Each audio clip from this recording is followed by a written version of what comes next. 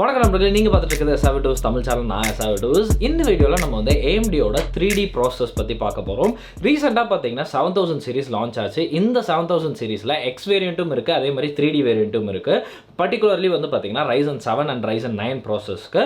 So இந்த 3D process வந்து ஒரு பெட்டரான ப்ராசஸாக, பெர்ஃபார்மன்ஸ் பெட்டராக கொடுக்குமா நம்மளுக்கு ஸ்டாண்டர்ட் ப்ராசஸோட, இல்லை இந்த 3D டெக்னாலஜினா என்னது, இது என்ன ப்ரைஸில் நம்மளுக்கு வந்து கிடைக்குது, இந்த ப்ரைஸ்க்கு நம்ம வாங்கினா ஒரு பெட்டர் ரிசல்ட் வந்து நம்மளுக்கு கொடுக்குமா, யாரெல்லாம் இதை வாங்கலாம், அண்ட் இன்டெலோட இது பெஸ்ட்டான ஒரு ப்ராசஸரா அப்படிங்கிறத நம்ம வந்து ஃபுல்லாக இந்த வீடியோவில் பார்க்க போகிறோம். ஸோ வீடியோ மறக்காமல் ஃபுல்லாக பாருங்கள். ஸோ உங்களுக்கு வந்து நீங்கள் பில்ட் பண்ணுறீங்க அப்படின்னா ரொம்ப யூஸ்ஃபுல்லாக இருக்கும்.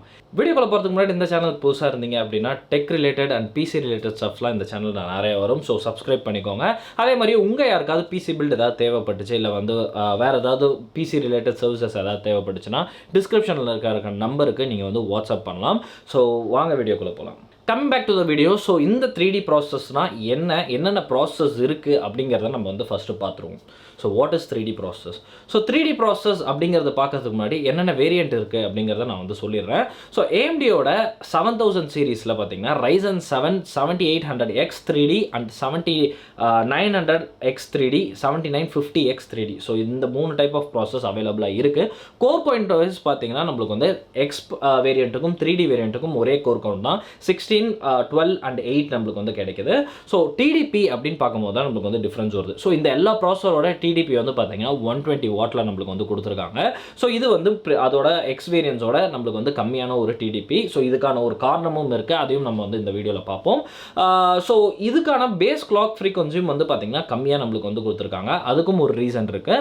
அண்ட் கேட்ச் வேல்யூ அப்படின்னு பார்க்கும்போது இந்த ப்ராசஸரோட ஒரு சிக்னிஃபிகண்ட் டிஃப்ரென்ஸே வந்து அதுதான். ஸோ பிகாஸ் கேட்ச் வந்து இதில் வந்து கேட்ச் மெமரி வந்து அதிகமாக கொடுத்துருக்காங்க. ஸோ இந்த 3D ப்ராசஸரோட ஆர்கிடெக்சர் அப்படின்னு பார்த்தோம்னா நம்மளுக்கு வந்து 3D கேட்ச் ஸ்டாக்கிங் டெக்னாலஜி வந்து யூஸ் பண்ணியிருக்காங்க. ஸோ இந்த டெக்னாலஜி மூலமாக நம்மளுக்கு வந்து பார்த்திங்கன்னா கேட்ச் மெமரியை ஒன்றுத்துக்கு மேலே ஒன்று வெர்டிக்கலாக வந்து ஸ்டாக் பண்ண முடியும். ஸோ அந்த மாதிரி ஸ்டாக் பண்ணி இதில் கொடுத்துருக்கனால ஓவரால் டை ஏரியா வந்து நம்மளுக்கு வந்து இன்க்ரீஸ் ஆகாமல் நம்மளுக்கு வந்து ப்ராசஸரோட கேட்ச் மெமரி மட்டும் இன்க்ரீஸ் ஆகிருக்கு. ஸோ இந்த கேட்ச் மெமரி இன்க்ரீஸ் ஆகிறதுனால என்ன பெனிஃபிட் அப்படின்னு பார்த்தீங்கன்னா உங்கள் ப்ராசஸர் தேவையான இன்ஃபர்மேஷன், தேவையான இன்ஸ்ட்ரக்ஷன்ஸ், தேவையான டீட்டெயில்ஸ் வந்து பார்த்தீங்கன்னா கேட்ச் மெமரியில் ஸ்டோர் பண்ணி தான் அப்புறம் தான் ப்ராசஸருக்கு போகும். ஸோ லார்ஜராக கேட்ச் இருக்கிறதுனால நம்மளுக்கு வந்து பார்த்தீங்கன்னா ஃபாஸ்டராக பெர்ஃபார்மன்ஸ் இருக்கும். எந்த ஒரு லேட்டன்சியும் இருக்காது கேட்ச் மெமரியிலேருந்து அந்த இன்ஃபர்மேஷன் இன்ஸ்ட்ரக்ஷன்ஸ் வந்து வாங்குறதுக்கு. ஸோ வேற நம்மளுக்கு வந்து பார்த்தீங்கன்னா ஸ்லோவர் கேட்ச் வந்து பார்த்தீங்கன்னா நம்மளுக்கு வந்து சிஸ்டம் மெமரின்னு சொல்லுவாங்க, அதாவது ரேம். ஸோ ரேம்ல இருந்து நம்மளுக்கு வந்து யூட்டிலைஸ் பண்ணாமல் டேரெக்டாக வந்து கேட்ச்லேயே அந்த இன்ஃபர்மேஷனை ஸ்டோர் பண்ணி யூட்டிலைஸ் பண்ணுறதுனால நம்மளுக்கு வந்து ஓவரால் எஃபிஷியன்சியும் ஓவரால் பெர்ஃபார்மன்ஸும் நம்மளுக்கு வந்து இன்க்ரீஸ் பண்ணுது. ஸோ இந்த கேட்ச் மெமரி எல்லா டைப் ஆஃப் ஒரு ஒர்க் என்விரான்மெண்ட்டுக்கும் யூஸ்ஃபுல்லாக இருக்குமா அப்படின்னு கேட்டிங்கன்னா கண்டிப்பாக கிடையாது. ஸோ இந்த cache memory certain application, certain ஒரு என்விரான்மெண்ட்டில் மட்டும் தான் வந்து யூஸ் பண்ண முடியும் இந்த சென்ஸ் யூஸ் ஆகும். மற்றபடி வந்து பார்த்திங்கன்னா எக்ஸ் ப்ராசஸ், அதாவது நார்மல் கேட்ச் இருக்கிற ஒரு ப்ராசஸும் இதுவும் வந்து ஒரே அளவுக்கு தான் வந்து உங்களுக்கு வந்து பெர்ஃபார்மன்ஸ் கொடுக்கும். ஸோ இந்த ஒரு அப்ளிகேஷன், அதாவது என்ன அப்ளிகேஷனில் இந்த கேட்ச் மெமரிலாம் யூஸ் ஆகும், என்ன அப்ளிகேஷனில் மெயினாக இந்த 3D ப்ராசஸ்லாம் யூஸ் ஆகும் அப்படின்னு பார்த்தீங்கன்னா நம்மளுக்கு வந்து மோஸ்ட்டாக கேமிங்கில் தான் இந்த 3D ப்ராசஸ்லாம் வந்து யூஸ் ஆகும் ஹையராக. இந்த ப்ராசஸருக்கு அட்வான்டேஜஸ் மட்டும் தான் இருக்கா அப்படின்னு பார்த்தீங்கன்னா கண்டிப்பாக கிடையாது. இதில் வந்து டவுன் சைடும் இருக்குது. இந்த ப்ராசஸ் எல்லாமே வந்து ஹை வோல்டேஜுக்கு வந்து ரொம்ப சென்சிட்டிவான ப்ராசஸ். ஸோ உங்களால் வந்து ரொம்ப ஹையான ஒரு பவர் கன்சப்ஷன் இந்த ப்ராசஸர்னால கன்சியூம் பண்ண முடியாது. அதனால தான் அந்த 120 வாட் TDP நம்மளுக்கு வந்து கொடுத்துருக்காங்க. ஸோ இதன் மூலமாக நம்மளுக்கு வந்து பார்த்திங்கன்னா தெரிய வருது என்னன்னா, ஆப்வியஸ்லி வந்து லோவர் பவர் கன்சப்ஷன்னா லோவர் ஹீட் ப்ரொடியூஸ் ஆகும், அது ஒரு விஷயம். இன்னொன்று என்ன அப்படின்னு பார்த்தீங்கன்னா இந்த ப்ராசஸரோட பேஸ் கிளாக் ஃப்ரீக்வன்சி வந்து கம்மி பண்ணியிருக்காங்க. அதுவும் வந்து இந்த லோவர் TDPனால, பிகாஸ் இந்த ப்ராசஸர் ஓவர் கிளாக்கிங் எல்லாம் வந்து மோஸ்ட்டாக வந்து சப்போர்ட் பண்ணாது. எதனால் அப்படின்னு வந்து பார்த்தீங்கன்னா இது வந்து வோல்டேஜுக்கு சென்சிட்டிவாக இருக்கனால. ஸோ நீங்கள் வந்து நீங்கள் வந்து ஒரு கிளாக் ஃப்ரீக்வன்சியை வந்து ஹையராக வந்து ஓவர் கிளாக் பண்ணுறீங்க அப்படின்னா உங்களுக்கு வந்து ஆப்வியஸ்லி ஹையர் வோல்டேஜ் வந்து தேவைப்படும், ஹையர் வாட்ஸ் வந்து தேவைப்படும். ஸோ அந்த டைம்னா உங்களால் இந்த ப்ராசஸருக்கு சப்போர்ட் கொடுக்க முடியாது, பிகாஸ் இந்த ப்ராசஸர் வந்து எரிஞ்சு போகிறதுக்கான அபாயம் நிறையவே இருக்குது. அண்ட் இன்னொரு விஷயம் என்னன்னு பார்த்தீங்கன்னா இதோட ஸ்டாக்கிங் டெக்னாலஜினால ஹீட் டிசப்பேஷன் அப்படிங்கிறது இதில் வந்து ரொம்ப ஸ்லோவாக தான் இருக்கும். ஸோ அந்த ஒரு காரணத்தினாலையும் நம்மளுக்கு வந்து பார்த்தீங்கன்னா lower TDP and lower base clock frequency வந்து நம்மளுக்கு வந்து இங்கே ஹெல்ப் பண்ணுது. ஸோ தட் நம்மளுக்கு ப்ரொடியூஸ் ஆகிற ஹீட்டே வந்து கம்மியாக தான் இருக்கும் போது அந்த ஒரு ஆஸ்பெக்ட் பற்றி நம்ம வந்து வரி பண்ணிக்க தேவையில்ல பெருசாக. ஸோ இதுக்கான கூலர் சப்போர்ட் அப்படின்னு பார்க்கும்போது உங்களுக்கு வந்து ஆப்வியஸ்லி எக்ஸ் ப்ராசஸோட இது வந்து கூலிங்கில் வந்து பெட்டராகவே இருக்குது. பிகாஸ் இதுக்கு வந்து ஹீட் ப்ரொடியூஸ் ஆகிறதே வந்து லோ ஹீட் ப்ரொடியூஸ் ஆகிறதுனால உங்களுக்கு வந்து எந்த டைப் ஆஃப் ஒரு நார்மல் வந்து ஏஓ, ஒரு சிங்கிள் ஃபேன் ஏஓ இல்லை டபுள் ஃபேன் ட்ரிபிள் ஃபேன் ஐயோ இல்லை வந்து ஏர் கூலர் கூட நீங்கள் யூஸ் பண்ணி இந்த ப்ராசர் வந்து கூல் பண்ணிக்கலாம் தாராளமாக. ஸோ எல்லா வேரியண்ட்டும் நான் வந்து சொல்கிறேன். ஸோ உங்களுக்கு வந்து சிக்னிஃபிகண்ட்டாக பெர்ஃபார்மன்ஸ் டிஃப்ரென்ஸ் எதுவுமே இருக்க போகிறது கிடையாது, பிகாஸ் இந்த ப்ராசர்லாம் ரொம்ப ஹீட் ஆகாது. ஸோ இப்போ வந்து 3D டெக்னாலஜினா என்னன்னு பார்த்துட்டோம், 3D ப்ராசஸ் என்னென்ன இருக்குது அப்படிங்கிறத வந்து தெளிவாக நான் உங்களுக்கு வந்து எக்ஸ்பிளைன் பண்ணிட்டேன்னு நினைக்கிறேன். ஏதாவது டவுட்ஸ் இருந்தால் கமெண்ட் செக்ஷனில் கேளுங்க. ஸோ இப்போ நம்ம வந்து இந்த 3D ப்ராசஸ் எங்கே யூஸ் ஆகும் அப்படிங்கிறத நம்ம வந்து பார்த்துருவோம். ஸோ இந்த 3D ப்ராசஸ் முன்னாடி சொன்ன மாதிரி கேஷ் மெமரி அதிகமாக இருக்கிறனால இதோட லேட்டன்சி வந்து கம்மியாக இருக்கிறனால நமக்கு வந்து பெட்டர் ரிசல்ட்ஸ் வந்து கொடுக்குது. அதே மாதிரி ஹீட்டும் வந்து பார்த்தீங்கன்னா கம்மியாக தான் இது வந்து ப்ரொடியூஸ் பண்ணும். ஸோ இந்த 3D ப்ராசஸ்லாம் எல்லா அப்ளிகேஷன்ஸ்லையும் யூஸ் ஆகுமா அப்படின்னு கேட்டிங்கன்னா கண்டிப்பாக கிடையாது. பிகாஸ் எல்லா அப்ளிகேஷனுக்கும் வந்து நம்மளுக்கு வந்து இந்த கேஷ் மெமரி வந்து பெருசாக யூஸ் ஆகாது. ஸோ அதுதான் வந்து ஒரு ஃபேக்ட். இந்த கேஷ் மெமரி யூட்டிலைஸ் பண்ணுற ஒரு மெயினான விஷயம் எங்கே அப்படின்னு வந்து பார்த்தீங்கன்னா கேமிங். ஸோ கேமிங்க்கு இந்த 3D ப்ராசஸர் வந்து கண்டிப்பாக வந்து ஒரு கேம் சேஞ்சராக இருக்க போகுது. பிகாஸ் அவ்வளோ ஒரு பெர்ஃபார்மன்ஸ் டிஃப்ரென்ஸாக இது வந்து கொடுக்கும் உங்களுக்கு. ஸோ கம்பேரேட்டிவ்லி வந்து பார்த்தீங்கன்னா நம்மளுக்கு வந்து இதோட எக்ஸ் வேரியன்ஸை கம்பேர் பண்ணும்போது நம்மளுக்கு வந்து 3D வேரியன்ஸ் பெட்டரான ரிசல்ட்ஸ் கொடுக்கும். அது மட்டும் இல்லாமல் நம்மளுக்கு வந்து i9 கம்பேர் பண்ணும்போது இது வந்து பெட்டரான ரிசல்ட்ஸ் கொடுக்கும். i9 13900K கம்பேர் பண்ணும்போது இது வந்து பெட்டரான ரிசல்ட்ஸ் கொடுக்கும். ஸோ ஓவராலாக வந்து பார்த்தீங்கன்னா இந்த ப்ராசஸர் யார் வாங்கலாம் அப்படிங்கிறதுக்கு இதுவே வந்து ஜஸ்டிஃபை பண்ணுது. ஸோ கேமர்ஸாக நீங்கள் இருந்தீங்க, ஒன்லி ஃபார் கேமிங் நீங்கள் வாங்குறீங்க அப்படின்னா வந்து இந்த ப்ராசஸருக்கு நீங்கள் தாராளமாக போகலாம் இன்டெல்லை கம்பேர் பண்ணும்போது. ஸோ இதுதான் வந்து பார்த்தீங்கன்னா இப்போ இருக்கிறதுலே ஃபாஸ்டஸ்ட் கேமிங் ப்ராசஸர் அப்படின்னு சொல்லலாம். ஸோ அந்த அளவுக்கு ஒரு சிக்னிஃபிகன்ட் டிஃப்ரென்ஸ் வந்து இது வந்து ப்ரொடியூஸ் பண்ணுது. ஸோ இந்த ப்ராசஸ் எல்லாத்தையும் கம்பேர் பண்ணணும்னா வென் கம்பேரிங் டு இன்டெல் நம்மளுக்கு வந்து பார்த்தீங்கன்னா இந்த ப்ராசஸ் அதாவது 3D ப்ராசஸ் வந்து பார்த்தீங்கன்னா ஜென்ரலாக 1080pல வந்து ரொம்பவே அவுட் பர்ஃபார்ம் பண்ணுது. 1440pல மோர் தேன் ஒரு 20 to 25 FPS நம்மளுக்கு வந்து டிஃப்ரென்ஸ் கிடைக்குது. பட் 4Kல வந்து பார்த்தீங்கன்னா ஆல்மோஸ்ட் நம்மளுக்கு வந்து சேமான ஒரு ரிசல்ட் தான் வந்து கிடைக்குது i9க்கும் இதுக்கும் வந்து. ஸோ மோஸ்ட்டாக வந்து பார்த்தீங்கன்னா கேமிங் வந்து யாரும் 4Kல பண்ண மாட்டோம். ஸோ 1440p ஒரு 1080pயே வந்து மோஸ்ட் ஆஃப் த பேருக்கு வந்து ஒரு ஃபுல்ஃபில்டான ஒரு கேமிங் ரெசல்யூஷனாக இருக்கும். ஸோ அந்த வகையில் பார்க்கும்போது நம்மளுக்கு வந்து 3D ப்ராசஸ் i9 ப்ராசஸோட ரொம்பவே வந்து ஒரு பெட்டரான சிக்னிஃபிகன்ட் ரிசல்ட்ஸ் நம்மளுக்கு வந்து கொடுக்குது. ஸோ ப்ரைஸிங் அப்படின்னு பார்க்கும்போது நம்மளுக்கு வந்து பார்த்தீங்கன்னா ஒரு ப்ராசஸரோட ஹையர் ப்ரைஸாக இருக்குது அப்படின்னா அது வந்து ஹையர் பெர்ஃபார்மன்ஸ் கொடுக்கும் அப்படிங்கிறது கிடையாது. இன்கேஸ் அது வந்து ஹையர் பெர்ஃபார்மன்ஸ் கொடுத்தாலும் அந்த ப்ரைஸிங்க்கு அந்த பெர்ஃபார்மன்ஸ் வந்து ஒரு ஜஸ்டிஃபைபிளான ஒரு விஷயமா அப்படிங்கிறத நம்ம வந்து பார்க்கணும்.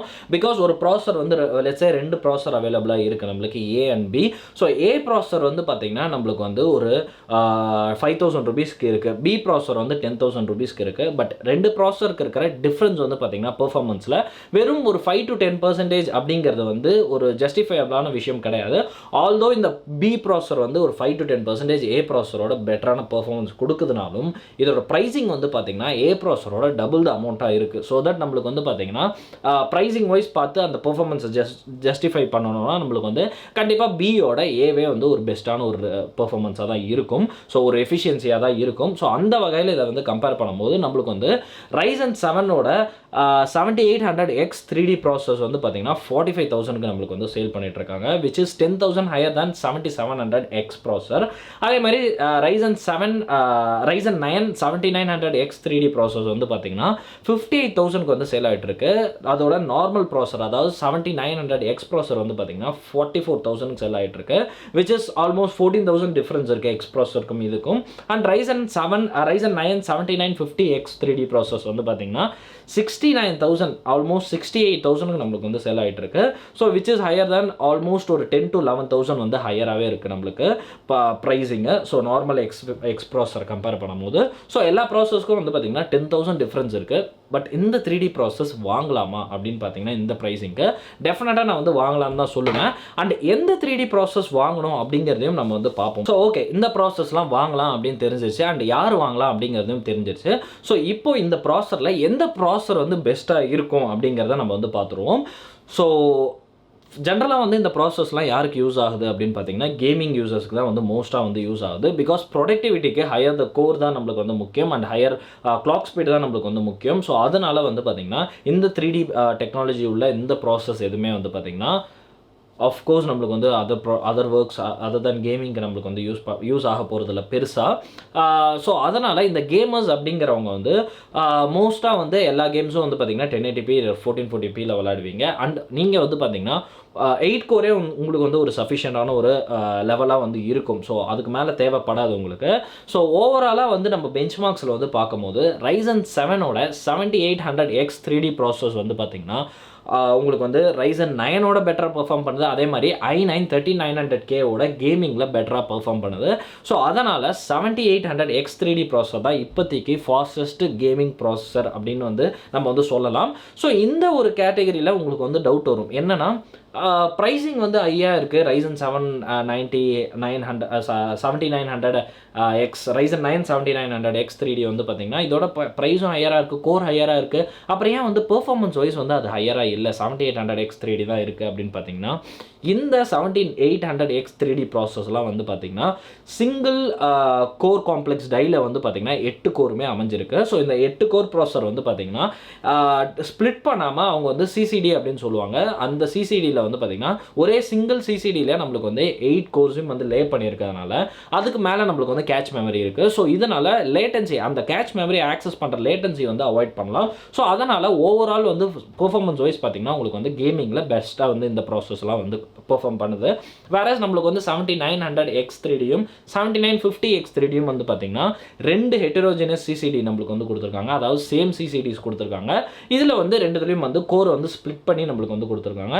ஸோ தட் ஒரு சிசிடியில் வந்து பார்த்தீங்கன்னா டேரெக்டாக வந்து ஆக்சஸ் பண்ண முடியும். இன்னொரு சிசிடி வந்து பார்த்தீங்கன்னா இந்த கேட்ச் மெமரியை ஒரு லேட்டன்சியோட தான் ஆக்சஸ் பண்ண முடியும். ஸோ அதனால் அந்த ஒரு பெர்ஃபார்மன்ஸ் டிஃப்ரென்ஸ் இருக்கனால நம்மளுக்கு வந்து 7800X 3D ப்ராசஸர் பெட்டரான கேமிங் பெர்ஃபார்மன்ஸ் வந்து கொடுக்குது. ஸோ ஓவரால் கன்க்ளூஷன் இந்த வீடியோ வந்து பார்த்தீங்கன்னா, நீங்கள் ஒரு கேமராக இருந்தீங்க அப்படின்னா 7800X 3D ப்ராசஸ் வந்து best value for money and best overall ப்ராசஸ்லேயே வந்து பார்த்தீங்கன்னா பெஸ்ட்டான ஒரு ப்ராசஸர் உங்களுக்கு வந்து சூட்டபுளாக இருக்கும். இல்லை நீங்கள் வந்து அதர் ப்ரொடக்டிவிட்டி ஒர்க்ஸ் பண்ணுறீங்க, இல்லை ஹையர் கோர் உங்களுக்கு வந்து தேவைப்படும் அப்படின்னா இந்த 45,000க்கு உங்களால் டேரெக்டாக வந்து Ryzen 9 7900X ப்ராசஸர் வந்து பர்ச்சேஸ் பண்ண முடியும். அதில் வந்து 4 கோர் அடிஷ்னலாக இருக்கும். ஸோ தட் உங்களோட கோர் இன்டென்சிவ் டாஸ்க்கு வந்து அது ரொம்ப யூஸ்ஃபுல்லாக இருக்கும். ஸோ நீங்கள் சூஸ் பண்ணும்போது வைஸாக வந்து சூஸ் பண்ணிக்கோங்க. அதுக்காக தான் இந்த வீடியோ. ஸோ இந்த வீடியோவில் தான் இந்த வீடியோ உங்களுக்கு பிடிச்சிருக்கும் அப்படின்னு நான் நினைக்கிறேன். ஏதாவது டவுட்ஸ் இருந்தால் கமெண்ட் செக்ஷனில் சொல்லுங்கள். ஸோ இன்ஸ்டாகிராமில் நம்மளோட பேஜஸ் வந்து இருக்குது. லிங்க்ஸ்லாம் வந்து டிஸ்கிரிப்ஷனில் கொடுத்துருக்கேன், பர்சனல் அண்ட் அஃபிஷியல். அதுக்கு நீங்கள் வந்து ஃபாலோ பண்ணிக்கலாம். ஸோ தட் நிறைய கண்டென்ட் அங்கேயும் வரும். அதே மாதிரி உங்களுக்கு யாராவது பிசி பில்ட் ஏதாவது வேணும் அப்படின்னா நீங்கள் வந்து டிஸ்கிரிப்ஷனில் இருக்கிற நம்பருக்கு வாட்ஸ்அப் பண்ணுறது மூலமாக பிசி பில்ட் பிசி ரிலேட்டட் சர்வீஸை வந்து பெற முடியும் உங்களாலையும். ஸோ இந்த வீடியோவில் தான் அடுத்த வீடியோவில் சந்திக்கிறேன். நன்றி.